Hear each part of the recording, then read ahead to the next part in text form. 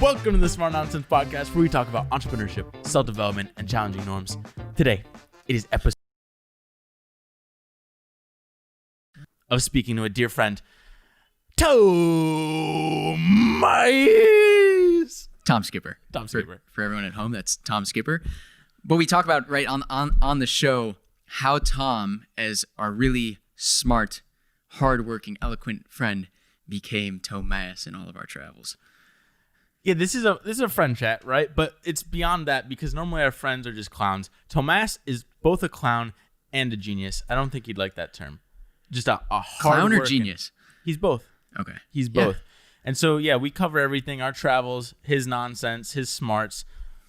We got to have him back on and talk more about his smarts because he's a smart dude. I just realized I talked to you for the whole thing. I'm not even looking at the camera. But what else is there? People got to review this podcast if they like it. Yeah, it's a little smorgasbord of travel, right? I said at the end, I hope Tom didn't take it too much to heart, but we talked about a lot of things over the expanse of our relationship together when it came to travel, instead of like one thing very specifically. So where it was the three of us talking as friends and like kind of pinballing around, I think if you really listen hard, there's a lot of good travel smarts, common sense, but also like adventure that you can pick up on. God, we had to omit so much into. I mean, you just got to befriend us. If you like the podcast, you can always DM us anywhere. We're on Twitter. Dylan, Jardon, Henry Belcaster. I think that's our handles. I think so. Just do ads there. I mean, he's a smart dude. Honestly, if you're into medicine, you should talk to Tomas. Maybe he'd be willing to chat. But like, just an awesome dude. So yeah, maybe if we like hide his email behind some cryptography or something. Yeah, just DM us somewhere. Or Dylan at smartnonsense.com. He's too high caliber to just get his attention. True. Yeah, he's hardcore. But yeah. All right, that's it. Episode 72 with Tomas. You've been the most requested podcast guest ever in the history of Smart Nonsense. Actually, by who? Ais? By me, by you, certainly by us. All the listeners. By whom? Oh, that's what you're doing. No! Okay. Tomas and Tomas taught me how to have the pet peeve of, what is it? What's grammar? No, but what is the like much how you don't even remember? Oh, less than fewer. I could not give less fucks about that. No, just kidding. It's very important to me.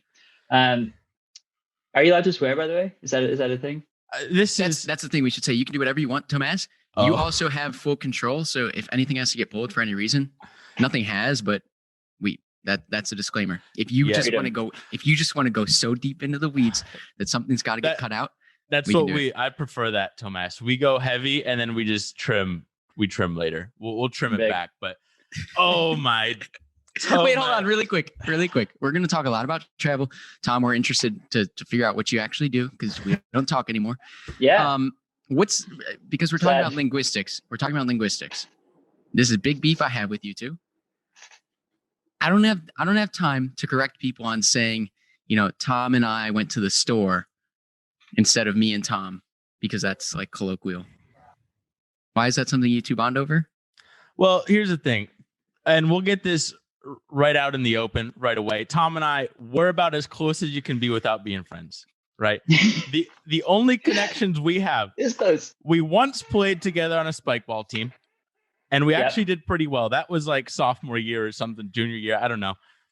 We had a wonderful day. It was lovely. It was great. We did well, surprisingly well.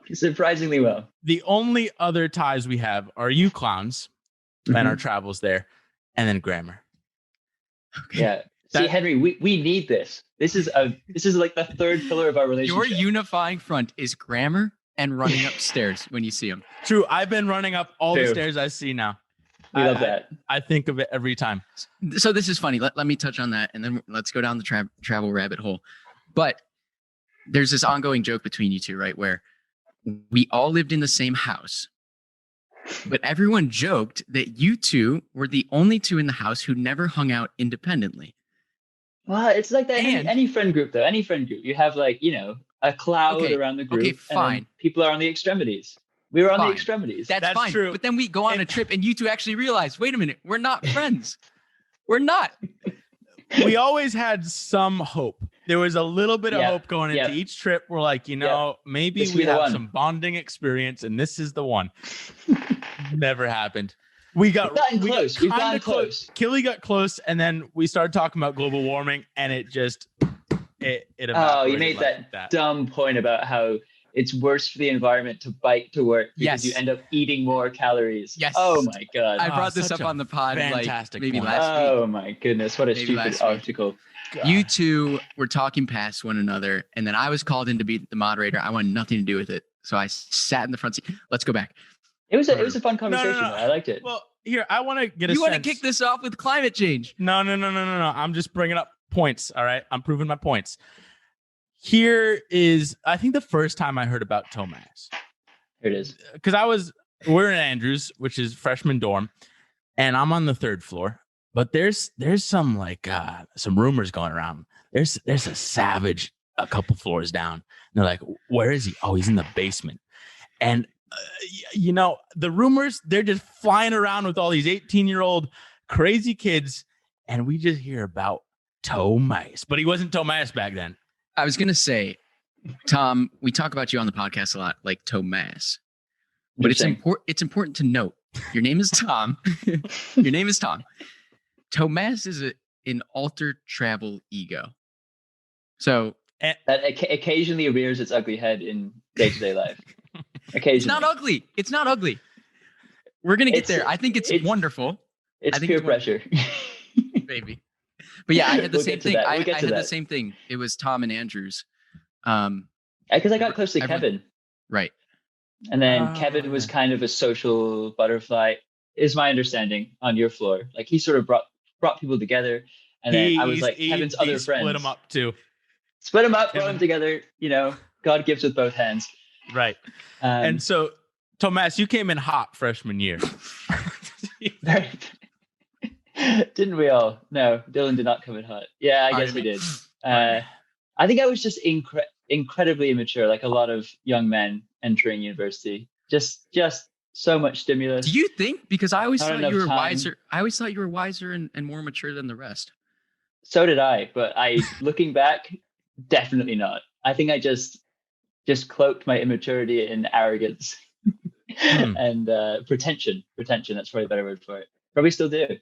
But yeah, freshman year hit hard, and I think I have a lot of regrets. I think we all do probably. But glad I met Dylan. Glad we almost became friends a couple of times. Yeah. I think I don't know, because Kevin I guess held the connection together. Yeah. There wasn't much, although tennis, that kind of brought us back together. Sophomore year, I guess I joined. I don't know. The connections are like in and out, just keep bumping, but you never really interlink. I think sophomore year was big for me, getting closer with Henry and Ais, especially when they were like in Olney. Kevin was in Marcy. I was in Sears. Like we were like, right around Riston together, hanging out a lot. Kevin was like bringing us all together, and then you were abroad, so I feel like we missed that wasn't that connection over that semester. It's semi-related, but that was junior year. And that is true. We all got really close that year because, well, me, Kevin, and Ais lived together. You lived a couple blocks away, and Dylan was just in Argentina. That's where I was. Hey, where was Dylan in sophomore year? Where was it? Oh, I was with Luke. Didn't come out. I was with Luke. That was it. You were distant. Right. Yeah, there's a lot there. But while we're talking about Argentina and being in foreign places, Tomas, we got to bring this up because you get a little bit of accent here and there. You're not a native American. You hear that, Elizabeth Warren? No, let's cut that. Yes, I'm not a Native American. Immediate cut. Definitely cut that. Cut that. Yes. I get an ancestry.com. So long as you say you're an Elizabeth Warren fan, then it can stay. She was by far and away the most qualified candidate. There we go. Just incredible. She's an incredible woman. Sorry, continue. It's a little upset she got that DNA test, not gonna lie. Like I think that wasn't good for her brand. Kind of just like succumb to the the right wing pressure. Anyway, yes, I am from England originally. My parents are British. I have a lot of family over there. We would go back every summer and visit. I still feel sort of like a strong affinity for the country, and yeah, dabbling with the idea of at some point going back, being there as an adult. Oh, I forgot about Italy. Hold on. My God. We'll get to Italy. Tomas, this is something you and I talk a lot about. Yeah. We got to start calling him Tom. First of all, we got to start calling him Tom. Yeah. Tom. If you want me to take this seriously, you got to start calling me Tom. Well, we don't. I bring the nonsense. Yeah. Bookmark Really? that. You would be surprised, Tomas. When I'm not on here, it is all business. But just because Dylan talks with his hands, so he seems smart. That's what it is. Well, he does too much research sometimes. It's too smart. Okay. Your affinity for the homeland. I remember this was in Tanzania when we were in the van with a Jungle Johnny. We've talked about Jungle Johnnies before on the podcast. They're just people that lack self-awareness. You remember that guy? Where was he from? Okay. He was the Spanish people? No, Tomas knows. But Tom, when you talk to people from the UK, it all comes out. It's called code switching. Exactly. That's why I want to talk, because you and I talk a lot about that. No, it's funny. It's a funny phenomenon. It's like, I don't know what it is. It's sort of like a subconscious mental switch that occurs. It's an empathy. I can be talking to British people. I can be talking about England. It can be anything, honestly, related with my parents. But yeah, I think part of it is empathetic. Like, we're such a social species. Anything that bound you closer to the people that you were talking to, especially strangers, like you could imagine that would be like selected for by natural selection. I guess I didn't That's get an to advantage. Right. I didn't get to the punchline, but you were talking to someone from the UK, and Tom goes from talking like this to us to like fucking chip, like chip. I don't even know any trope you could think of for like this British accent like Tom was doing, and I just thought it was funny. It's messy when it's Americans and British people in the same group, and I'm just like bouncing back and forth, and they both think I'm faking, and it's terrible. It's got me in a lot of trouble. Just people thinking I'm being disingenuous with them. I didn't know this, but you weren't a U.S. citizen till what, a couple years ago? A handful of years End of high school, like 19, 18. That was news to me. Yeah, no, it's a big moment. I'm glad I did it. Like, for future stuff, it makes everything a lot easier. Like, seeing people have to deal with immigration, green card, visas, like it's not seem fun. We were on green cards, but they were going to run out after I think 3 or 4 years. So it was good to do. Definitely good to do. But I think it's important to bring up very quickly in terms of our friends and people that speak well and smartly. Tom is. I don't know anyone else that's in terms of persuasiveness and confidence. Of the crop. Please do not hype me up right now. Right before I start talking for an hour on your podcast. I just want to bring it up really. Like, in terms of people that are actually smart, like, I don't want this whole fake British thing. People usually are like, all right, he speaks well, he's probably smart, but you are like actually. I think that's why it's so interesting when we say Tomas, because there's Tom, who's like the hardest studier. Like, you will be out drinking and then wake up 3 hours later and just be studying all day in the library. With a cup of tea. Up and at him. 6 a.m. True. It's wild. So, okay. I think you give me too much credit, but I appreciate the sentiment. Right. I mean, we got to pipe you up a little bit because you did actually crush it in everything. Biomedical engineer, which I came in as, then dropped out of because I'm not as smart as Tom. And then plus you're captain of the tennis team. We just got to bring it up so everyone's like, wow, Tomas is legit. And then you see him. Just raising the stakes on this interview. No. Let me stop the podcast right here. This is what is so beautiful about Tom. Okay. He can be Tom. He can be the smartest guy you know. He can be the most eloquent speaker in the United States, in the UK. It doesn't matter where he is. But when push comes to shove and it's time to have fun, Tomas is there to play. And that is why you're just the best. What do we say? You gorgeous man. You gorgeous man, Tomas. You gorgeous man. This is going to be even more embarrassing than I feared. No, it's not, Tomas. Tell us, I want to know a bit about biomedical engineering. Oh, okay. Yeah. Yeah, teachers are too, Tomas. Dylan's not interested. What was it like? Was Brown kind of Dylan, no, Dylan's interested. Was Makes Brown him feel bad though. Did Brown kind of live up to what you thought it was and what it was going to be, and the engineering Oh my department gosh. specifically?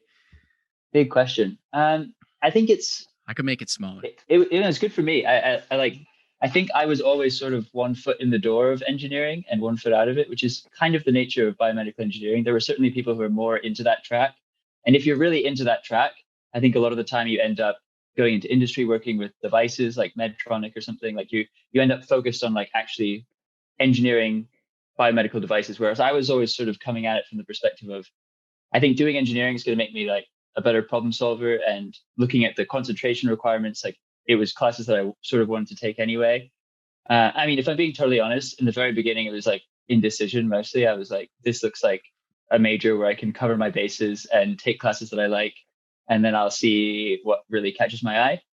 But then I just sort of like inertia, I guess, or a genuine love of the applications, I think is more accurate, of like tissue engineering and applying cell biology to engineering applications. I just felt like it was a major where I could be at that intersection of technology and problem solving, and the simplicity of engineering, making the right assumptions to solve a problem, with the just overwhelming complexity of biology, which can, just overwhelm you very easily. So I think that combination sort of stuck out to me as like preparing me well for whatever I eventually decided to do, and also just enjoyed the classes at the time. And yeah, I mean, the good thing about Brown is that you can still take one extra course like almost every semester, no matter how hard your course load is. So I always had that like one extra sort of literary or, music or some philosophy class. Like there was always a little bit else that you got at Brown that you wouldn't necessarily have got somewhere else. Are you saying you'd take, because normal people take 4 classes, were you taking 5? Or are you taking 3 and then one extra? Sometimes 5. Sometimes 5. When my like research started counting for a class, I would take 4 others, but before that it was mostly like 4. But I'm saying like it was always like 3 concentration requirements, and then you always had 1 extra. Like there was always some flexibility, which I definitely appreciated, even in engineering. Because you were a good engineer, we knew people who failed 1 class and then you get no breaks when it comes to like. Then it gets really tough. Tomas was just crushing it. A lot of the classes, dude, freshman year, I was struggling. I was really struggling. My first semester, I had like Math 200, like engineering Calc 3 or whatever, with like this chem class that I was struggling with. And my first 2 like midterm exams, 50s and 60s, like I was like very, very afraid that I couldn't cut it. I just didn't know how to study. I think that was part of it. Like in high school, sometimes it was hard, but most of the time it was like pretty doable, except for an AP exam or something. And you get to college and you have to know all the material like forwards and backwards now. And it's just different. It's a different kind of understanding. Yeah. Hardest year of school was junior year of high school for me, and then it just never got harder. So that's a great elaboration. What really quick, what changed going into sophomore year? How'd you get better at studying or crushing courses?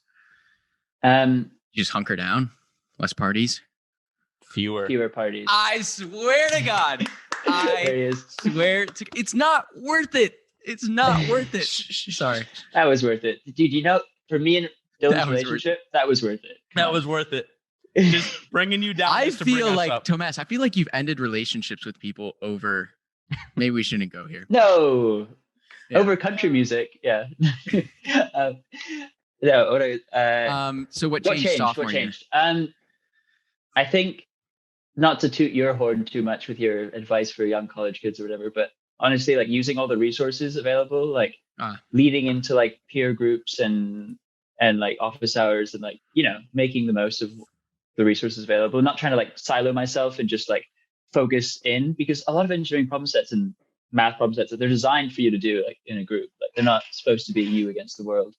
And I think I was totally in that mindset in the beginning. Also just like putting a bit more time into it, putting a bit less time or more selective time into social stuff. So like knowing who I wanted to hang out with and not wasting time like that's big, doing random stuff like Dylan. Got the Hang X. out with Dylan. That's big. I think that was the main thing. Yeah, we should start a campaign to make office hours cool. That's like, right. Why can't that's actually hack. If there's something that comes out of this that's smart. Yeah. I feel like having cool office hours would be so dope. because when you think about it, like now I want to talk to all these professors on the podcast and just like get into their head, but it was just not a cool thing to do at all. Like maybe if you have a problem set, but I don't know if it was the coolness for me though. I think for me, I was just like so intimidated by them. I don't know. It just like, but they're cool. I never thought I was like smart or good enough to talk to them, and I would just be wasting their time. And there were other people who had more burning questions. I got in my own head about them a lot. A lot of people do. It's a lot of which I regret. Syndrome. Yeah. What I liked with my persuasive communication class, which is, I've said it before, is my favorite class there. We'd have little retreats for the class of just like, dinner with the professor. And we'd go and just shoot the shit and like talk about class subjects, but in like a fun way that's just super casual. It's cool. That I would love that shit. If it was just like coffee with Tomas and the professors, that would be dope. Yeah. No, it like lowers the stakes. Like office hours, there's this assumption that like, it's also a zero sum thing. So you feel like any time that you take of the professors is time that another student doesn't have. So then you get in this mindset of, is my question worthy? Like, am I taking too much time? I don't know. For me, I was always second guessing that. But I think it's positive sum. Like a lot of times you and another student have the same question and you're all like having a discussion together, and then you all get something out of it. The professor's talking to someone, but the three of you can kind of pull aside in their office and crank on the problem for 10 minutes. Yeah. I've never found someone who was worse off going to more office hours. And I wish I found that out sooner because I didn't figure it out till I remember they told us that freshman year we had, I know. What are they called? Like the people on the Mickle John. No, that was RAs or something, whatever they call RPO. them. But RPO. Residence peer leader. And they're all like, hey, office hours, we don't use them, but go to them because they're dope. And like, I don't know. I think it's just inherent that they're not as dope as they could be. Yeah. And I think there's such a range too sometimes. Like an office hour to take nothing away from like grad students, but like with a grad student or a TA, it's not quite the same as like, actually going to professor's office, and like that's what's worth it for me. Someone to be smoking a pipe when I walk into the office hour. Never got that. Yeah. Ultimate collegiate experience. I want that. That's what I think of. Like, I think of like a Princeton or something. They're like super undergraduate. Yes, in the 1940s. Yeah, I just read some Feynman stuff, so that's why. All right, Tomas, let's fast forward. You're smart. We get it. Making us feel self-conscious. But when we get to travel, I think that's the first time where the boys really connect over something. Yep. Was it Peru? Other than sports, I think we connected over sports. True, not soccer. But I think as a group, all of us, it was travel.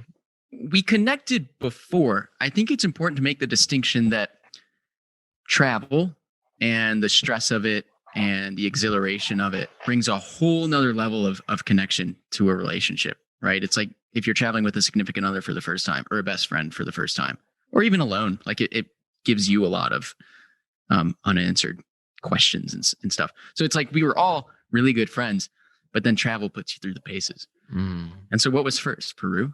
Junior year? Who proposed that? Peru. Tom, was that you? No, that was Henry. Oh, that was you. I think it was Henry is the catalyst for most of our adventures.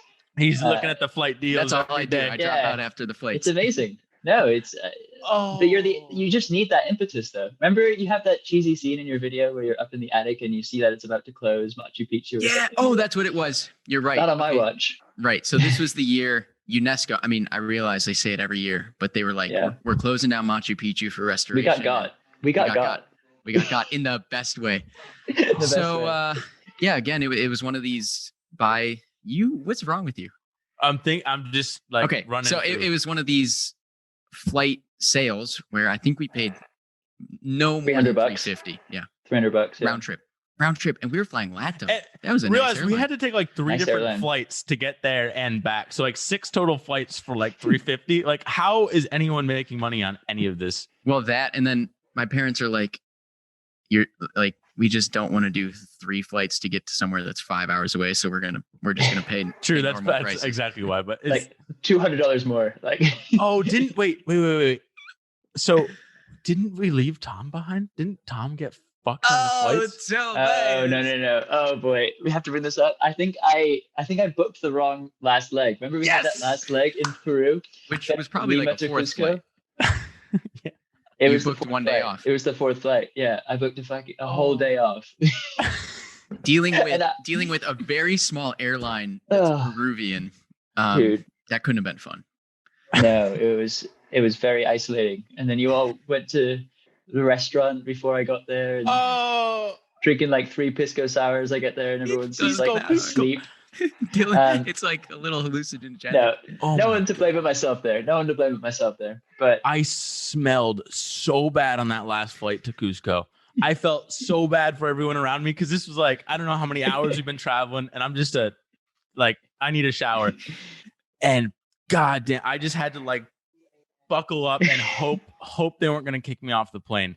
Before you discovered wool shirts, right? I know. We're getting there in Tanzania. That was right before the climate change argument. But it's funny because I remember traveling as a kid, and there were always those really stinky backpackers on the flights, you know, that they've been traveling for 3 weeks. They're I didn't even start. Stinky binkies. And now that's us. And I'm like, well, there's probably an 8-year-old like, who are those stinky guys? But you always thought, tell me if I'm wrong, but didn't you always think those people were so cool? Like they were like doing something concrete, like they were going somewhere, they had a plan, they had a big bag, like looked way more exciting than whenever I was doing. I don't know. Maybe we were raised differently, right? Because like Tom's a big outdoors guy. And you always have been. And my family vacations were just a bit different. So that was kind of abnormal to see someone backpacking. Yeah, but I think the thing is in Europe, like backpacking, quote unquote, is just like traveling with a big bag from city to city. Like you can go into cities and backpacking. Like so that was my understanding of it. It was just like young adults having, you know, several weeks of travel and testing each other's limits and getting to know each other better. Boy, yeah, I also think my cousins like did it a lot in their 20s and always, I feel like they would just work for 2 years and then go on a big trip and then work and then go on a big trip. And so I got into the mindset of like, that's the optimum way to spend your 20s. But we met a guy too, and then let's go over Peru. I don't remember a lot of it, but we met a guy he was Danish, right? And they get like 3 months of sabbatical a year. Remember that guy? He was traveling alone, Ufa or something. Ufa. It's yes, kind of like I do remember. It's like what you're saying. It's just I don't know. In the States, we don't prioritize vacation like that. It's glad that was a talking point. Really glad. No. I thought Dylan was saying something. I think it's like our worship of capitalism and work, and we define ourselves almost entirely by our vocation. And it's the epitome of working hard being synonymous with working effectively. Whereas like if you took that time off to just mentally regroup, like spend it with friends traveling, you'd be so much more effective when you come back to work. Whereas like now we're just like, how many hours did you put in? That's got to be your output. Like, you know, Ayes, for example, when he was working in New York, there's no way he was productive from 6 a.m. to 7 p.m. So have you seen him try and read a book? Like, there's no way. He can't. He physically can't. By that point, yeah. We should do a little history at some point, not with Tom, but on like how did we get to this point? I don't know. It's kind of interesting. Where that was, the amount of hours you put in was our measure of. I think it's the advent. I think it's the advent of it's the advent of the factory work. Yeah, I was actually reading an article about this in the Atlantic the other day about how like because you know machines started to do a lot of the mechanical output. Like there's no other way to quantify how much workers were working than the clock. And then they got clocks in all the factories. It became ubiquitous. And then everyone had to clock in and clock out. And that just sort of like seeped into everything now. Like even things that, you know, don't technically require like a time stamp. It's like it should be about the amount that you produce. But actually the angle that they were taking was like, because of remote work and the coronavirus, like we're kind of getting back to where your output is what matters and not the time that you put in. And more like flexible work, which I think could be one of the small positive outcomes of all this. For sure. Oh, there are a handful of silver linings. But what didn't this notion of clocking in and clocking out start in industrialization in Great Britain? Probably, yeah, probably. But so maybe you can. But I think I don't know. I think a lot of it maybe has to do with a stronger and more robust like labor movement that has remained there like through the modern era. Whereas I think like whether through court decisions or, you know, Republican majorities in the 80s and 90s, like a lot of the labor movement has been almost destroyed in America. Like I don't think it's as robust anywhere near. Strong unions? Yeah, I mean, the Democratic Party in England is called the Labour Party for a reason. Like, it's a workers' party, fundamentally. I think a lot of that comes from like Europe's closer dabblings with like socialism and communism than America. Like, it got a lot closer to home there, with obviously USSR and East Germany, and like there were a lot more experiments there with communism, and I think that has some lingering effects where workers are still, politically united in that way, where the Democratic Party is like sort of catered to unions, but it wasn't like the central voting bloc throughout like the 20th century. There you go. It all probably gets back to that. Oh, he's falling asleep. That like Cold War 1950s research motivation we talked about when it comes to like higher education for another time. Let's go back to Peru. With Sputnik. Can you bring us back to Peru? All right. So we're in Peru, right? And we get there. And that's the thing. There aren't any maps. I just explode with energy. There aren't like. There's no good. I'm a free rider. That's what you call me. Free rider. So you guys were organizing this whole thing for the most part, and y'all were you weren't worried, but you're like, there's no information out there on what the fuck we're about to do. And we're information people, 100%. Right. So it's just literally uncharted territories for these little American But there's boys. a reason. There's a reason, Tom. Maybe you remember. There's so many tour companies that they keep all the maps and rules of the road and distances on lock. Yeah. So that because every website we went to find a tour or to find a trek was like, this is too dangerous. You have to do it with a company. You have to do this with a permanent company. We were like, we don't want to do that, and we don't have the money to do that. So we're gonna draw the maps ourselves. And all the little like tiny JPEGs we found, it was all from like tourist websites that they would just give you like a little clipping of it, and and that's what we would take. We would print that out, and that was our map, and we like laminated some of them, and like that was it. That's all we had. Like such a tight lock on information. Like there's actually the Nick Kokonis guy. I think we had a podcast on him before, but he's all about like these industries that are just obscure and there's not a lot of information, and that's like ripe for creating new businesses that come and add transparency. We could go in and create the most transparent tour guide in Peru and just like wreak havoc on the industry because it's so secretive and it's so expensive. But we don't want to do that. All right, so there's so many travels to go. I want to keep this boat going. Keep it up. All right, so we're there, right? We're kind of figuring our way out. I forget the name of the first place. Moyapata. Moyapata. We get there, and even the taxi guy was like, why the fuck are you going to Moyapata? No one starts in Moyapata. and we're like, you know what? We're going to try it. And you guys had a rough idea of how long that first day trekking should take. Emphasis on the rough. Repeated trend with this lack of information and zero tour guide. That's a local. So we get in there, right? And we start, and it's funny because it's like raining, and we're in the mountains. We're at like 12,000 feet or so, and we're climbing towards like 16,000, whatever it was. And it's just like pouring. We have these crazy like trash bag jumpsuits, and the locals, they'll go like, I don't know, get food or something on this path, and they'll just stare at us like, we have videos. We'll cut to the B-roll on the YouTube, but literally like, what the hell are these white gringos doing? But we plow through, and we got the chanting songs. We got everything. Plowing is an understatement. I think without going into too much detail, unless you have any really good stories, Tom. That's true. It was like every day we got to lunch, we thought we were at the final camp. For the people at the lunch site to say, nope, you're halfway there. That was every single day. These were like 10-hour, I don't know, how many kilometers? 30? Between 20 and 25 most days, yeah. I think the tough part was like the mental unpreparedness for it. Like a lot of hiking is like mental toughness and like expecting it to be worse than it is. Like that makes hiking so much easier. But when your expectations are nowhere or they're less than they actually are, like it just makes it a grind. And even on that day, what was it, the third day, couple of uncomfortable nights, 3 guys in a 2-person tent, like starting to get blisters. And then we thought we had a flat road like for 20K or 15K. We get to what we think is the end at like 2:30, 3 p.m. We think we'll have a nice afternoon halfway there. Thank God, though, that we didn't take that one. You remember where the trail split? Yeah. And we're like, boys, this is an adventure. We got to take the crazy one. And so we had to like cross a river, and there were landslides everywhere. And people like often frequently die from landslides here, but we're like, we're invincible. We're out here. Let's do it. And then last second, a tour guide comes by and he's like, yo, you want to stay on the car path because that is, you're going to die over there. And so luckily we didn't, because it was literally like hundreds of yards. We saw from across the gorge. It was all landslides.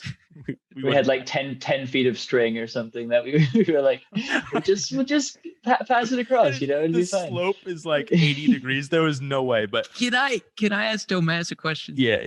Tom, do you have anything to say to Justin, who may or may not be listening to this? Oh, Justin's definitely listening. Justin, we know you're out there. I think he's on all of our Instagrams. He's got to be. He's in. He's just waiting. Justin messed you up. Waiting for us to get to Tassie. If we go to Tassie, we'll never come back. Okay, little background. Justin was a very nice Australian man, very large Australian man, who cared a lot about travel, shared a lot of our passions and interests, and very nice chat. We had a lot of nice conversations with him. And he was sort of in this guide group, which was in sync with us more or less the whole time. But they had people carrying their stuff. They had guides. Zip lining over us. Taxis. I think they took a taxi that day that we were struggling in our blistery feet on the flat cart road. It was like a 10-minute drive. It's like a 10-minute drive. And then on the last night, before we get to our like Machu Picchu town, Aguas Calientes, we end up at this hostel with him just by chance. Although now that I look back, I think that was like the only hostel for like backpackers. I don't know, not that much of a coincidence. And so of course they're there. We get in, there's a bar, one sold tequila shots or something ridiculous. And he's just buying us drinks all night. Gets a little bit contentious at one point over an England-Australia dispute. Yeah. I forgot. Yeah. Wasn't it over soccer?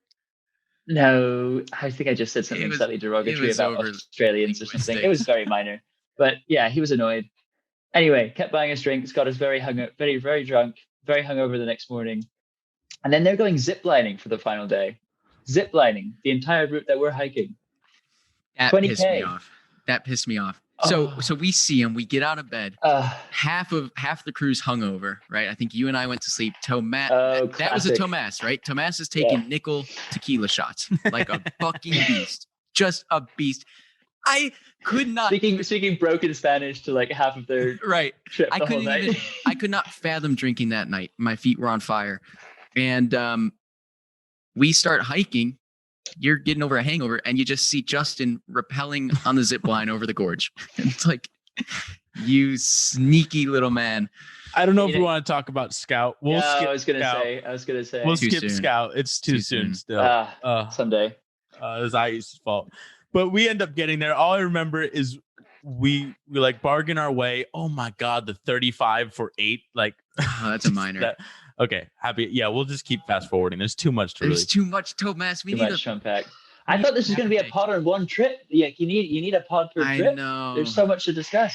Anyway, maybe Killy's. This is like all. Would you come back?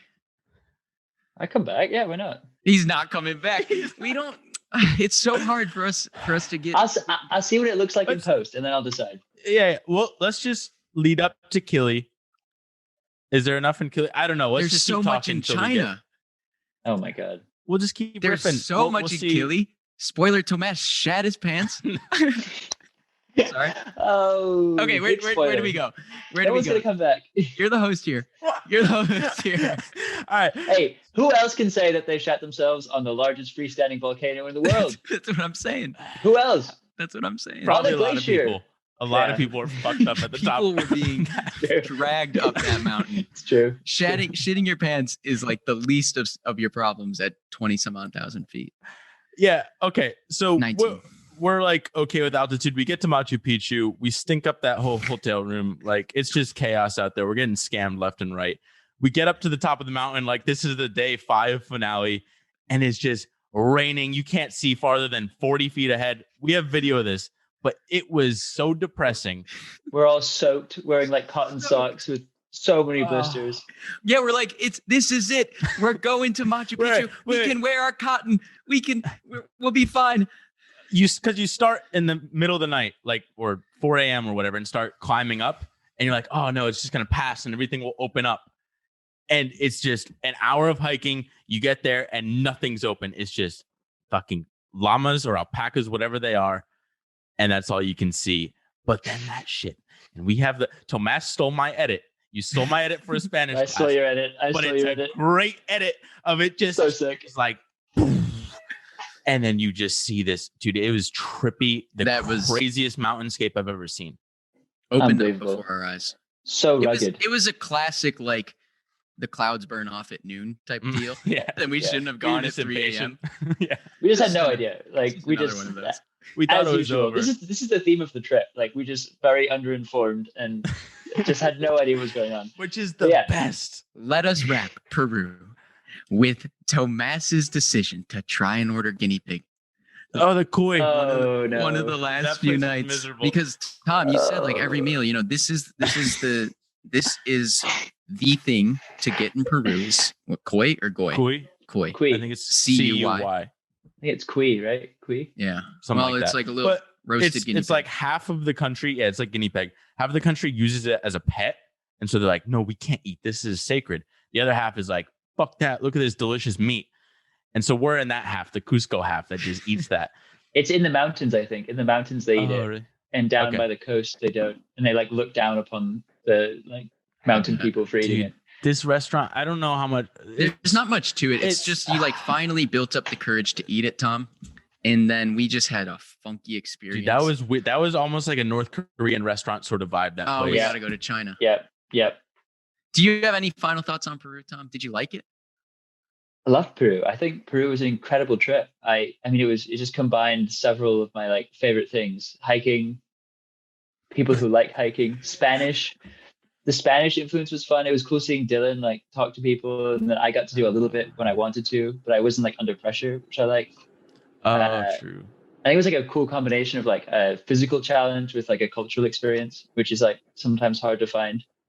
That's so yeah, true, right? no, only good things to say, especially about Salcantay too, like as opposed to doing the Inca Trail. Like the fact that we got to like drive it ourselves, even if we had no idea what we were doing, like I think that was a cool feeling. So we were supposed to put together the blog that like better tracks the Salcantay trek, and I think it fell apart. Most things in Belky's life, lofty goals. Well, you made a great video. I think I was going to do some writing up about it or something, like some like journal entries, but then I just, those like travel blogs that you read on the internet, and they're just like so self-indulgent. You're like, dude, no one cares. And I just kept getting that feeling when I was writing it. I was like, well, I think it's not that no one cares. I think we should just sit down and have a chat like this for an hour about Salcantay specifically with your diary, your journal. Yeah. And then like put that up on the interwebs but no one's traveling anymore. No one's traveling. True. UNESCO was right. UNESCO was right. Actually, well, they saw this coming. He just let a guy. He's been trapped there since March. A Japanese guy. They just let him get into Machu Picchu. Yeah. He was the first one up there after like months. Yeah. God. UNESCO strikes again. Dude, imagine being in Aguascalientes for 6 months. Oh my. Well, Scout. Okay, so we go to China. And that's unlike our other trips where it's very backpacker heavy, and we get the patch and it's like, oh, we did this whole adventure. China wasn't patch worthy. That was just like exploring a new land. We talked about it a little bit before. It was just another $300 flight. Just another one. Yeah, right. The visa cost more than the flight, or almost as much as the flight. Yeah. It was absurd. But okay, we get there. Where do we even start with China? Where we start with China is this trip was the genesis of Tomas. Tomas. So we start really. Well, that was Shanghai. Like what? I don't actually know where we started. I just know that's where you got the nickname. I mean, Beijing. Where did the idea come from? It was just Henry looking at flights, and we were like, what are we gonna do for spring break? And Henry was like, China for a week. It was go on Google Flights, put in our dates, and find the cheapest ticket in the world that wasn't in the States. Like that. That's pretty much it. Oh, that's what I loved, because I think we talked about it before, so maybe I shouldn't say it, but like flying over the North Pole. That really shit was so beautiful. That was worth the $400 round trip flight right there. If you're a simpleton. If you're a simpleton like me, I would have just like the view. Okay. So what did we do anything cool with Tomas? We go to Beijing and first. It's hard because you and I have already talked about this. So I don't know, Tom. If Fast forward to Tomas. well, we can't. The way he got his nickname was, graphic. It has to do with going to the bathroom and eating bad food. We probably don't want to go there. unless you're dying to go there. Not desperate It's funny. to. Here's funny. Not desperate to. Here's what's funny. I have all the bowel issues. I have the bowel disease. I'm usually the one in Peru. It was me who got pretty sick down there. Oh yeah. Right. Same with Kevin. Same with Kevin. But yeah, I don't know, Tom. You're a really adventurous eater. The both of you are. But I guess in China and on Kilimanjaro, you got quite sick. I was fine in China. I had no issues in China. He wants to go there, baby. I was just producing a lot. This is gonna be so fun for people to listen to. Wow. It's gonna be so fun. All of your subscribers are gonna you're gonna lose paint them. the picture. It'll be all hypotheticals. We were in the smallest Airbnb in all of Shanghai. One window, not even half a window. One window, a loft, and there were 5 of us, 4 of us. There's one room. Too many grown men. I think it was 5. Yeah. Too many grown men.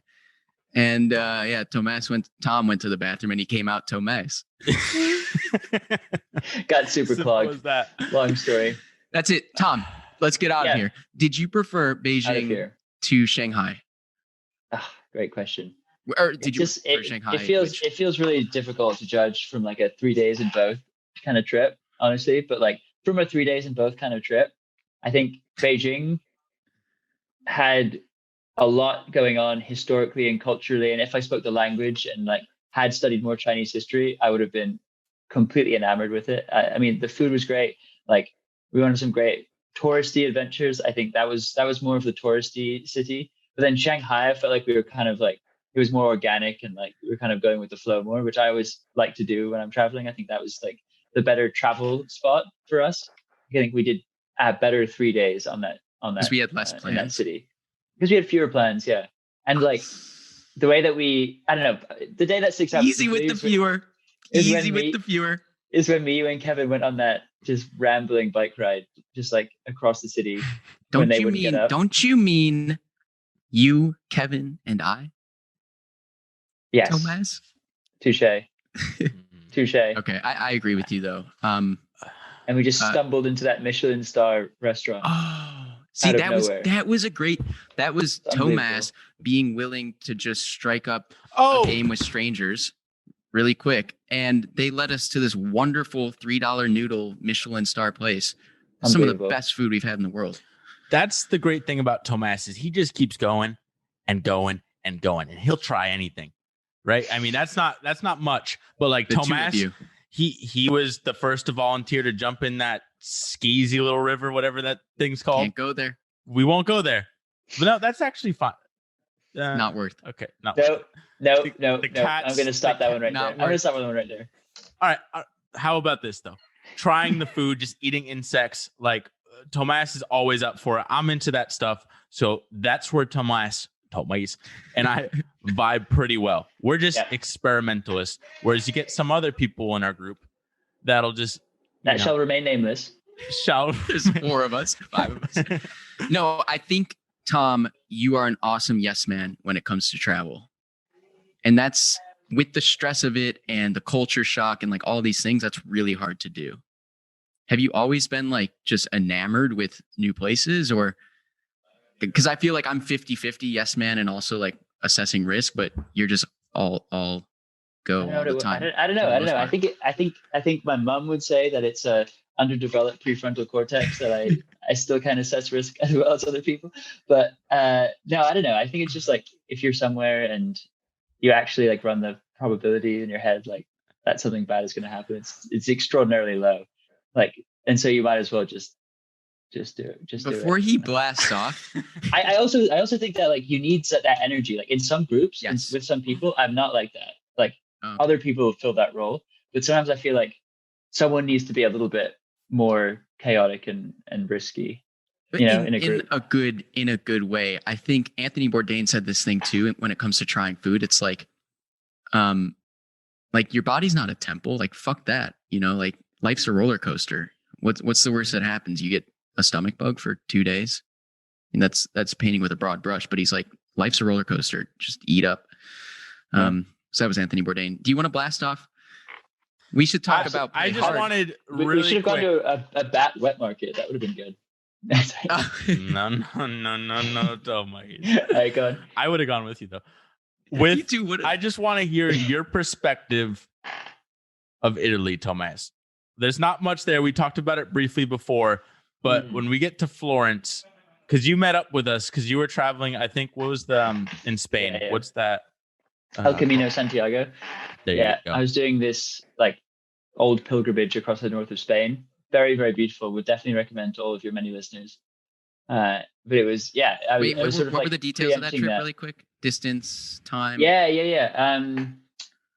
I'm going to bungle the distance. I think it's around 400, 500 kilometers. But you basically start on the French-Spanish border in San John Pied de Port, and then you hike all the way down through all these beautiful northern Spanish cities, Pamplona, Burgos, Leon, and all the way across the north of Spain. And you end up in Santiago de Compostela, which is like this very famous cathedral in northern Spain. I think they found like some old saints' bones there or something. Something like that. Did you do the whole Christians route? love this thing. Yeah.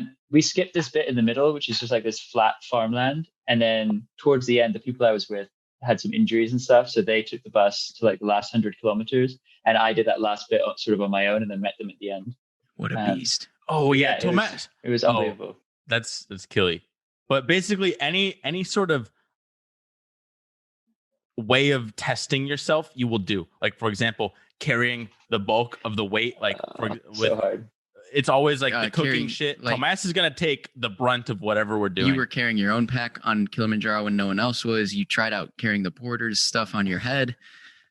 Just a beast. Just a beast. Just stupid. No, you. Just a skinny little boy. You want you're like, I'm paying to be here. I want the full experience. I don't want this like, Western Hemisphere painted reality. I mean, not to get too much into Kili, but I think, there's a lot of Western painted reality in that. Like, I made that up. Very, very touristy. And we were like by far the youngest. And I don't know, I felt like kind of guilty that whole trip. I feel like just we'll get there. Yeah. Anyway. Well, we can. Italy. I mean, we've talked about Italy before. Talk about I don't know that night. Well, I guess we talked about it with Ice, maybe. But this is just another. Wait, has Ice been on this? Yeah, it was like episode 19 and 20, I think. Many ago.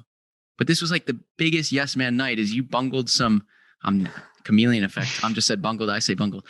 You messed up some hotel reservations, and Tom's like, "We're gonna sleep in a field tonight." Right. Because Tomas met us in Rome. Yeah. You slept with Ice and I in Rome. And then I think like one of the nights while Ice was sleeping, I got worried. I'm like, oh shit, we don't have housing. And we'd always book like 24 hours before we arrive in whatever place.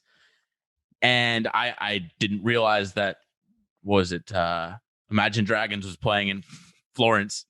And then Tom just thought everything was okay. Ice thought everything. Is that what it was? Imagine Dragons? I'm pretty sure. Imagine Dragons. I thought it was a holiday or something. That's so much worse. Wow. So it's a silly reason. So Matt, what just like your perspective on it? Like, would you expect this from me? Was this a big surprise to you that I flubbed the first time what did you say before? You're a free rider. Yeah, you just got used to it. I don't blame you. I think it's just not something you've ever practiced, is planning a trip. Logistics, someone's got to do it. It's never been Dylan. Oh, that's a lethal combination of a duo right there for travel. I have to say, right? You and Ais. Fuck, dude. Surprised more didn't go wrong. No, a lot more did. They rode the big red bus around the city every day. But oh my god, Tomas, that's what you do when you can't plan. So bad. We had realized that we didn't have housing, and then Tomas, that's the thing. He's I don't want to use a term. He's excited. Like he likes females, right? And so, more than most. And so he's willing to go out there with while you clowns, we're in China, for example. Average. Okay. Maybe you guys have low T, but Tomas is out there and he'll go out there and try and talk to girls with me. Right. And a lot more successful than I am.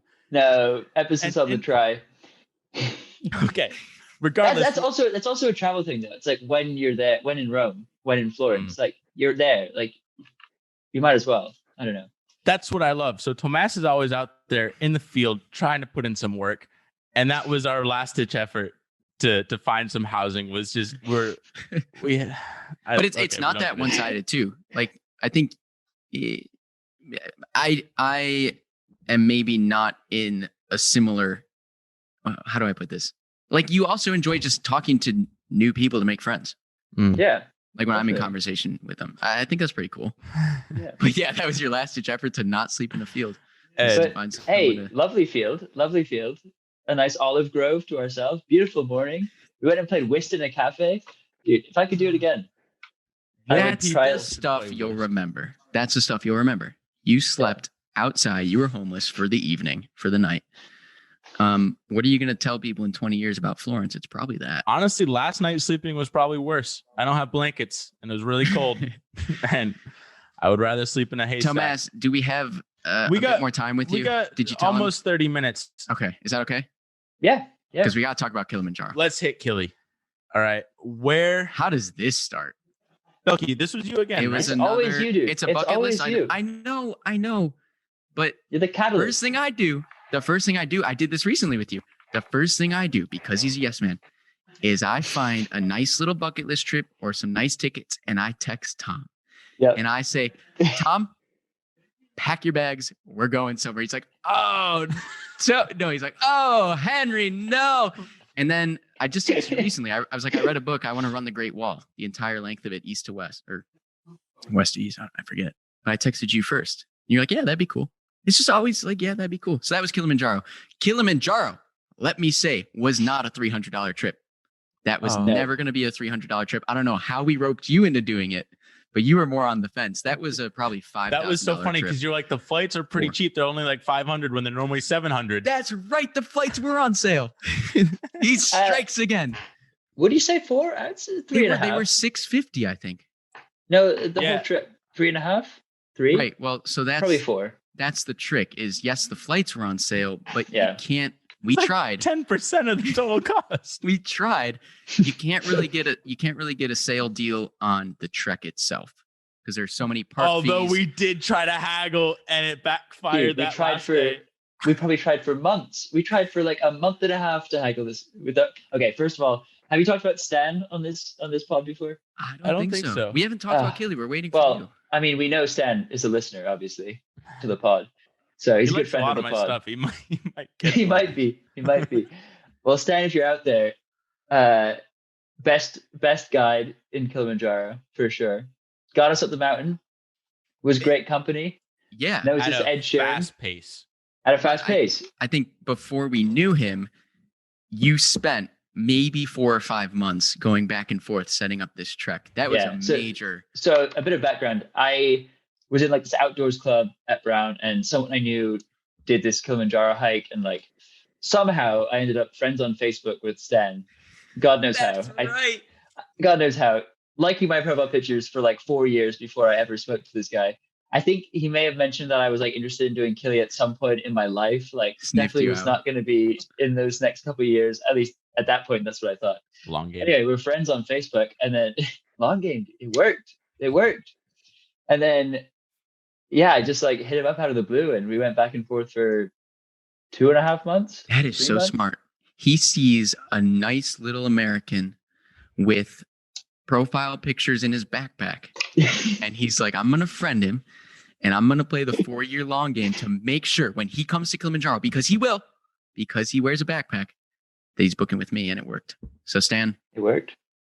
The entrepreneur. He's basically Belky. Nothing if not a businessman. He's a businessman. Oh yeah, for sure. So we booked. It's not that we have anything bad to say about Stan. It was just a long process to get, and we should actually link him below because his company was awesome. They treated us awesome. Yeah. They really hooked us up and made sure we got it safely. I'm convinced that like there are a lot of expenses for them, and they pretty much went as low as they could. Almost. Right. Yeah. Obviously, that's confirmation bias for us. Like we want. No, this is the bad thing about Kilimanjaro. It's good money, but the park fees and the daily camping things are so expensive. I think at a minimum it's $900 per person. Yep. And the mountain gets none of that. it's all going to, like one strongman somewhere in the city. Corrupt government official. Yeah. They like these poor porters were walking miles to get water, and they just needed like several $1,000 pump, to pump the water from there to a safe Well, now spot. I wonder, because they have the fires on the mountain. I wonder if they're like thinking about having more. I don't know, not irrigation, but like water Something transport. I don't know. Whatever it'd be. Maybe. But it's wild because like the amount of effort they're putting in just to bring us up the mountain. It's like, goddamn. Like Tom was carrying most of his shit. Meanwhile, actually, no, we weren't. We were just day packing. No, we had day packs. But it was dope because it was a private little tour. So we could go at our own pace. We could do our own thing. We're just hanging with Stan. And wait, that had to be super new for you, Tom. Was this notion of you're with a company and you get to camp set up, a hot meal's ready. We had chairs ready for us. Dude, chairs was the biggest thing. What the heck? Remember that first day? We were like, yes. Is that for us? We would get into camp at 1 p.m. This was the complete opposite of Peru. It was so well planned, so well structured, and actually comfortable as far as trekking goes. It was comfortable. That was something I remember. But still really, really hard, just in a different way. Like, it was less, I guess, mentally draining, just because, like, when you're organizing everything, like, you're responsible for everything. You always have like that at the back of your mind, like your lowest level of your Maslow's hierarchy of needs, like where's the next meal, where's the next water, whereas they have all of that covered, so you can just focus on the physical stuff. And like the physical stuff is hard enough on Kili, like with the altitude. I mean, I think we did pretty well, but like that last couple of days, it was hard. Yes, man was back. Really hard. You wanted everything the mountain could throw at us. Tomas we all did. Flip off the top of Lava Rock. I was convinced. Put that in there. That was, dude. That was about prefrontal so freaky. I remember because we had to like shimmy along the wall, and I didn't take my gloves off or anything. I could have. I mean, I imagine all of us could have fallen very easily, like 20 feet, broken a leg or something, and it's over. That was like, so fun. We took some silly risks thinking about it just because we were so fast. Stan got excited and was like, "Hey, you boys want to fucking rip it up this part of the mountain? People normally don't go there." Yeah, he was you smart, had the drone. You had the drone. Yeah, too. he knew what we could do. He was like fully aware of like just how much we could do. Yeah. And we kept asking him, like, Stan, are we going to summit? Stan, like, based on where we are right now and we feel good, are we going to make it? And he's like, yes. What would he always say? Because it stuck with me, but apparently not now. Just like, no stress. Be happy. Like Hakuna Matata shit. I don't know what it was. He said no stress a lot. No stress. No stress. Yeah. That last day, though, I mean, most of it was doable, right? I imagine even for Tomas, it was pretty simple. But that last day, because we were hauling ass, and it was just like 16 out of 24 hours. You mean midnight? No. Right. So we got like a couple hours of sleep peppered in. But after a long day before too, mind you, like we hiked all day, had dinner, tried to sleep for like 3-4 hours. I don't know if you guys slept much. I didn't sleep much. But you were sick. So this gets to the dude, big reveal at the summit. Those holes in the ground. Those holes in the ground were the bane of my existence. Oh my. We can't go to this one instance where the three of us went to the bathroom on that big rock with the hole in it.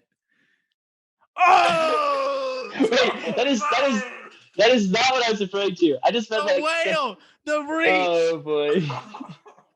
Just the fact that we had to. So at the camps, for your listeners, you had to go to the bathroom in these outhouses, and everyone at the camp was going to the bathroom in these outhouses, and it was like just covered. Everyone's sick as fuck. In everything. Everybody is so sick. Everyone's suffering for some bodily liquid related ailment. Things are coming out everywhere. Things are coming out of me. Things are coming out of everyone.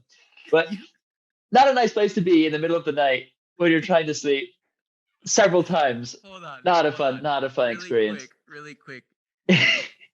Because you pooped all over one of those, and you kept dropping your toilet paper down the hole. Numerous toilet papers you dropped down the hole. We don't talk about this. Was I the first one to breach that? All right, never mind. All right, this will not make the edit. This will not make the edit. It might, because we haven't gotten too graphic. Okay, fair. So last day, this is like by the way, the hardest day. If you don't think it'll make the edit, it's important to note this was not unusual. We were at probably at that point 16 to 18,000 feet I'm telling you, like most people don't make it beyond that point. Everybody's sick. Nobody has an appetite. It's no surprise that things aren't working properly. Remember how gross the food was at that point? Remember Yeah. we almost did like the version of this trip that's like 30% shorter. It was like 4 days instead of 6. It starts with a Umbwe. Yeah, there you Umbwe. go. We would have died on Umbwe. I'm telling you, right? I think we would have almost made did it. it one day. Dude, I Yeah. almost didn't make it Dylan, that last day. Do you remember that glacier that we went up to right before Lava Tower? Oh, true. That was like practically. But that's where everybody dies, I heard, because that's where like it's steepest, so there's a lot of rock falls. Yeah. Regardless, All right. last day, I think we talked together. about it before, but it's a gnarly day of just climbing up. And I even had to like take my backpack off, have Stan take it because I just couldn't do it. Tomas was still holding up pretty well, at least we thought. I on was the outside. trying to myself, like just put one foot in front of the other kind of deal. That was the thing. We started one of the last groups to start, but we took maybe 5 breaks, a handful of breaks on this 6-hour just straight up incline. So it was just a line of headlamps, just a line of headlamps. Last to start, and this is not a humble brag. This is like we probably should not have gone that fast, but we were the last to start by an hour or two that night, and we were the first to arrive on the summit by like 30 minutes to an hour. That's danger. That's danger. And so Tomas couldn't really. I mean, it's a lot. There's no Dylan's like got bathroom notifications. Get him out of here. Sorry, There's no bathroom breaks. If you stop, you're like freezing cold. The only thing keeping you like somewhat warm cold. is just walking, putting. Oh, true, because it's the middle of the night at 20,000 feet. The wind is like crazy. It was howling. So Tomas, I didn't know. I think we were. You go on. Well, sorry if I'm skipping here, but we get to like there's the part that I thought was the top because I didn't really like I don't pay attention to things. Peak. Stella's point. And it was after Stella's. Like it was. When exactly did you realize? No, on the way down. It was on the way down. Okay. So we Let's power go to the through. summit. We get to the power summit. through. It's just like gnarly. It's actually snow everywhere, like deep snow. Unbelievably Belky's got cold. frostbite on his fingers. I'm sorry, I can't stop these, but he's got frostbite on his fingers. Yeah, he's that was stupid. making a video, like a nice video for a friend that passed away. But That wasn't stupid. But the fact that I had like 4 cameras out was stupid and no gloves on. Tomas, I don't say what you want to say Hold on, about. Hold on. We're going to get Tomas's take of the summit in just 1 second. We're complaining about this. The porters had their coats unzipped. Stan had 2 backpacks on, one on the front, one on the back. They're not adjusted properly, right? The straps and he's not wearing his. Yeah, he's got like little shoes. Like we have boots. Yeah, he's so they're got insulated. He's just got little Trek slipper runners, shoes whatever. on. So, for what it's worth, Tomas, what was your take of the unreal. summit? Because we got it at sunrise. Was it like 1 to 10? How did you feel about it? Oh, it was euphoric, wasn't it? It was just any moment that I could take myself away from the visceral pain of the cold, because that was, I think, our least prepared moment. We were not ready for that cold. I don't know about you guys, but I was like 2 layers short, I feel like, of like being ready for that. Well, but I didn't Sorry. care. I didn't care. It was just like viscerally emotional. I don't know if it was the sickness, but I don't know if you guys felt a little bit more overcome than you expected to. I was a little bit emotional up there. entirely. Maybe it was Henry's video, or I was crying on the way up, thinking about what it would feel like to summit this thing, and just like what a lucky feeling. I think I was just in survival mode. I had no emotions. But once you got up there, was Once there I got a up moment where you just looked around and you were like, "Fuck, this is a lifetime aspiration that we've done." Sunrise. Well, it's literally like we are probably the highest in the world at this exact moment right now. I don't think any human being, at least definitely in Africa, but like in Africa, most yeah, in Africa. We did the calculation. It was like we figured it out. Or we're in the top. Like there are maybe 100 people at this altitude. Wait, are you including the Earth's bulge? Because actually, that could be true. Because we're right by the equator, maybe. and the Earth has a little bit of a bulge around the codes. equator. Yeah, but we did the Henry? calculation. It was like top 25 or top 100, standing on your feet, tallest human being in the world. Hey, what about all the people in Everest, like on like the 3rd camp or whatever? Well, that's what we did the calculation for. But this was We're up there. This was an altitude we're high. We're high up there. Yeah, it's a moment. Tomas, I want to put myself in your head. There's no bathrooms up there, right? There he is. Dylan, I feel like you're putting too much emphasis on this. What happened was I thought it was a fart. Was not a fart. You were super sick. Do you remember, Dylan, when we were like frolicking down on that? I know. Like, I didn't think it was. I'm like, oh, Tomas is getting some photos with your little ding dong camera over there. No, that's when it happened. We were frolicking, and I thought it was just like a normal event. Okay. And then it was just a little bit wet. It was a little bit wet. That And, again, that's what I remember. Maybe you don't want to remember it, but like that stuff, it's just so funny. I think too many people would beat themselves up over something like that. It's like life's short, and you had that moment on the summit of Africa's tallest mountain. right by Stella's Point. Yeah. Right by Stella's Point. I remember we were pulled aside. I didn't know why, but What sucked though was you get to the pinnacle of this whole experience, and then it's the worst downhill you will ever have in your life. At least for me, Tomas, somehow, like my knees were so shot from this. Like you just went up this freaking 70-degree mountain, whatever it is. Now you're gonna go back down it on that loose rock too. I was sliding. That was miserable. I was on my butt. I was like, that was almost harder in a lot of. That's always the way it is, though. It's like going down. Right, you're used to it. I wasn't expecting that. It's also tough because, again, I come back to like the mental components of hiking because I think it's so huge. It's just like the ambition, the goal is gone, right? You don't have that physical pinnacle that you're striving towards, physically and emotionally. Like it's just you going down now. Like you did it. It's over. And so I think that makes it hard too because it's like there's no payoff. It's a denouement. Like the story's over almost. But the story wasn't over. I want to bring this up really quick because we had some crazy shit happen. One, we had Valentine's Day, and two, probably doesn't remember. Actually, the craziest view of my life. Oh yeah, like underrated. Oh my god. So yes, I'll paint the picture because I didn't really want to do this. Again, this was one of my 50-50s. But we went to a bar, we got some drinks, and Tomas just being a yes man. They're like, it was Valentine's Day. They're like, this American here, he's wearing a pink shirt. We gotta sponsor him tonight. Red shirt. Sorry. And they bring him up. You went up on the DJ stand, right? Yeah. She bought us a few drinks because of Valentine's Day, and we were probably the only white people out in that town. We were in this town, like not a very popular town. No, tiny town. And we had a compound too. This was in between two major cities we were in on a drive. There was some weird. That was a weird town overall. But this place was hopping like at least 30 people, probably plus, all chanting for the Mzungu, which means Mzungu, the white man. I forgot, or I think it means traveler, but it's been co-opted to just be like the white man. Yeah. Tourist, white man. Yeah, it's derogatory. Mzungu.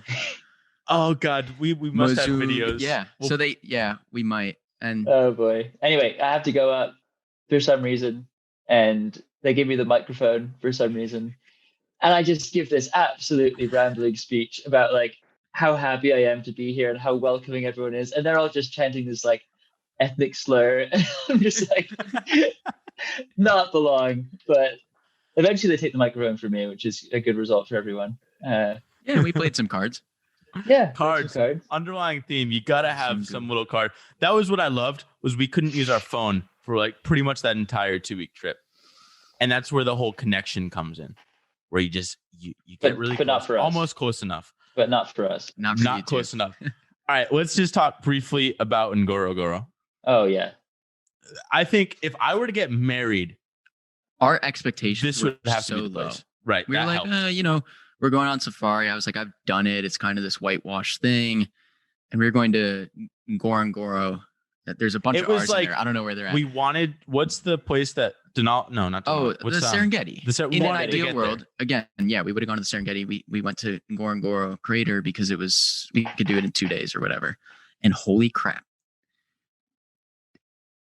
I don't like our Jeep pulled up at that one wall, and it was like, what was that? Yeah, it was like, how would you describe that? I've been struggling with words. It's a sense of scale that you just can't comprehend, because when you normally look out and you're high up somewhere, like you see like a stretch of land and you see a stretch of ocean, whatever, it's all the same. Ngorongoro is different because it's this enormous crater, but you can see the other side of it. So you have this just unbelievable sense of how big it is because you have that reference point. and then you learn about it. It's like this geological wonder. Like they found the second oldest human skeleton there or something. Like it's famous for a number of reasons. And then you just think about the animals that are in there, and they're basically just trapped. Like they're just like stuck in this crater. It's like but it's a while we really paint the cool picture, yeah, go on. it's not a crater in the like dead desert sense, which is like how you would see a crater in the books, like in the Southwest. This is like a crater. It's the cradle of life. It's the cradle of animal kind. Yeah, it had just what it rained feels like. too. So there was just like a lot of greenery, and it was just lush. so trippy. Yeah, lush. That's I love that word. From our stoop, the animals, and there are millions of them, were like a pinprick. You could just see a couple. But you could see them, but you could point them out. And that was the coolest part. It was like, so weird. Again, with this sense of scale, like you literally saw this rhinoceros or this elephant, this giraffe, so small. And you're like, how am I this far away? And I can still pick it out because there's nothing else around. It's just open grassland. And it's just lush and it's picturesque. And it does feel like the cradle of life. Like big time simulation. I mean, humans started in that part of the world, and it really feels like it. And then you two just got lulled to sleep, and you slept the whole time. What are you talking about? When? In the Jeep on the safari. Did we sleep? You slept, and then they're like, "There's something interesting." You, huh? But I mean, like, to your credit, we were so tired. We did so much that trip. So much. Okay.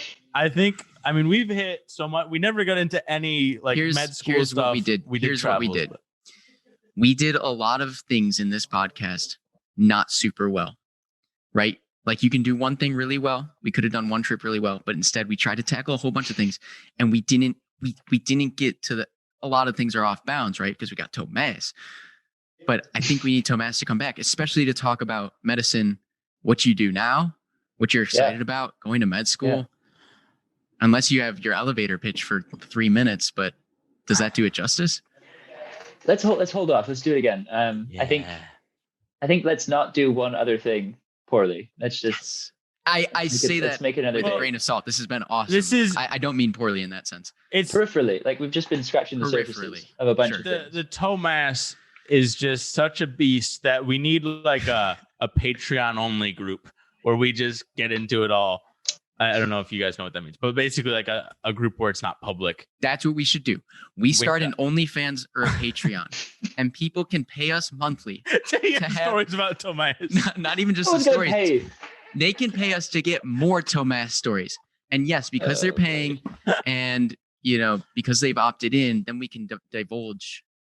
If there's incentive there, we can divulge. And Tomas' number for anyone in the Canada area. The normal OnlyFans stuff. People are going to think you're a terrible kid. People are going to think you're a terrible kid, and that's not the point. They come for Tomas's OnlyFans, and they're like, stories? What the fuck is that? It's just graphic. It's travel stuff. All right, so it's not even that graphic. The actual smart side, we'll get into some more. I mean, maybe we have the boys just on a shindig, like just riffing all together. I know Siobhan's probably going to want to get onto this thing and tell some stories. Who knows? But because he's got a whole different perspective. He thinks we're just jagaloons. Is that a word? What is that word? No idea what that means. I love that word though. I love making up words. Should be a word. Sounds like something. Yeah. Anyway, like, Tomas, how do you want to? Do you want people to find you anywhere? Do you want any closing thoughts to kind of redeem our collective character? Oh my goodness. It's kind of broad. Well, I look forward to the next time. I think, what is this? What's going on? What the fuck was that? It's Russian. Did we just? No, we went an hour and a half and it got angry and we just get hacked. What was that? QAnon? Tom was about to go in on this closing. I was just gonna say, like, I think that, yeah, we sort of half did a bunch of travel things, but. I mean, it's fun for us. I don't know if anyone else would want to listen to that. I was being facetious. It was nice to relive. No, nice to relive. But I do think that it would be nice to get a little bit more theoretical and in depth, and just let it ride a little bit more next time, because there's a lot of thoughts amongst us. Tomas's closing thoughts were just feedback for the pod. Is that what you love want? it. I love it. No, like, do you have any? That was good. Yes. We can honestly, we could cut to the Mzungu speech. And just put that. Okay. Do you have any, Closing do you have thoughts. any major life lessons any ask me- 18-year-old or 20-year-old should know? Dude. Things you live by, like a one-liner. I know you say yes. We've talked a lot about that, but Play hard was what's his play name? hard, baby. No. I Play mean, hard. life is. I'm not old enough or wise enough to give any meaningful Yeah, feedback. but Tomas, you strike the 18-year-olds perfect in the world. balance between having these memorable experiences, but being a productive, I don't want to say member of society, but just like successful person in general. Everything that's coming to mind is just very cheesy, like, because it's true. Like, I don't want to like look back at my life and think all I did was work really, really hard to achieve like career aims. You know, you want to look back and pick out memories like those that we've been wallowing in for the last hour. Like, you want to look back and have something more emotional, something more meaningful there than just like, you know, I did the thing that I wanted to do really, really well. Like, do that thing, but also do something else with people you love. I want to say too, Super it's cheesy. not a trope, no, and it's not cheesy because you actually live that in every sense of it, right? And I said this very early in the podcast, is Tom is the hardest worker we know, the smartest, most eloquent guy we know. And he can also, when push comes to shove, look at him, he's getting all nervous. When push comes to shove, he can just have a good time. And, you know, you'll be on your deathbed thinking, goes hard with everything. Whatever you do, just go hard, tear it up, be a Tomas.